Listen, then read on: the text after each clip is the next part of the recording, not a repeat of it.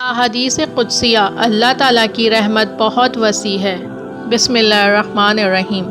ابو سعید خدری رضی اللہ تعالیٰ عنہ سے روایت ہے کہ آپ صلی اللہ علیہ وآلہ وسلم نے گزشتہ زمانے کے لوگوں میں سے ایک شخص کا ذکر کیا اور آپ صلی اللہ علیہ وآلہ وسلم نے ایک بات کہی، یعنی کہ اللہ نے اسے مال اور اولاد سے نوازا تھا۔ جب اس کی موت کا وقت آ گیا تو اس نے اپنے بیٹوں سے کہا، تمہارا باپ کیسا تھا؟ انہوں نے کہا، آپ بہترین باپ تھے۔ اس نے کہا، میں نے اللہ کے ہاں کوئی نیکی نہیں بھیجی، کوئی اچھا کام نہیں کیا، اور اگر اللہ کا مجھ پر بس چل گیا تو مجھے عذاب دے گا، اس لیے خیال رکھنا جب میں مر جاؤں تو مجھے جلا دینا، یہاں تک کہ جب میں کوئلہ ہو جاؤں تو مجھے پیس لینا، اور پھر جب تیز آندھی والا دن ہو تو اس روز مجھے ہوا میں اڑا دینا۔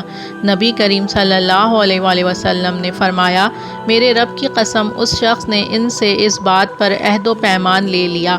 چنانچہ انہوں نے ایسا ہی کیا، اسے جلا دیا اور پھر تیز آندھی والے دن اس کی راکھ ہوا میں اڑا دی۔ اللہ تعالیٰ نے اس راکھ کو حکم دیا کہ حاضر ہو جا، تو وہ مکمل انسان بن کر کھڑا ہو گیا۔ اللہ تعالیٰ نے پوچھا، میرے بندے، تو نے جو کچھ کیا تجھے اس پر کس چیز نے ابھارا؟ اس نے کہا، تیرے خوف اور تیرے ڈر نے۔